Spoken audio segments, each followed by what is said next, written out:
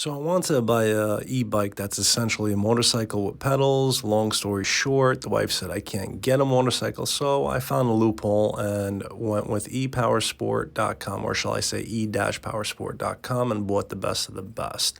I was told that I would get like a custom-made VIN number, which I thought was going to be like, laser etched, yada, yada, yada. And then the final product was this. And I was like, what? Oh, man. You're just ruining it. Look at my lips. You're ruining it. So obviously, seeing this made me doubt his whole credibility of his business.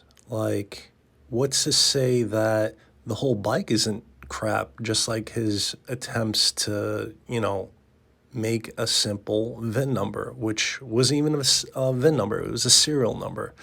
And mind you, I paid good money for this, and it took months. He took his sweet time. And then he finally said, look, listen, fine, I'll give you a refund without a restocking fee. And I'm like, bet. But then he gives me a twist and he's like, I'll pay you in a couple of weeks. I'm like, wait a minute, this is a red flag here. Is he sandbagging me? Is he potentially sabotaging the deal because he probably got offered a better price for it and he doesn't want to ship it to me? And it's probably profitable to sell to somebody else. And I went to PayPal and I'm like, yo, this is what's going on. So I got my money back. And what does he do? He sells it and he still attempts to get his restocking fee. Now, when he did that, that made me realize that he's fraudulent, a schemer. He tried finessing it. He was quite upset. He was like, oh, you called up PayPal? I'm like, why wouldn't I?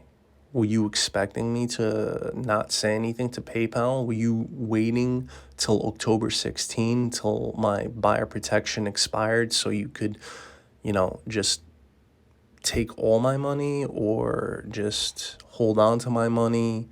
I don't know what his prerogative was, but in the end of the day, that's my experience with e-powersport.com. John Reagan, if you're listening to this, this is what happens when you essentially don't do right. Your business ethics isn't there. You are essentially not a good person. And I hope this video shares awareness of my story. It's not defamation if it's true. So there you go.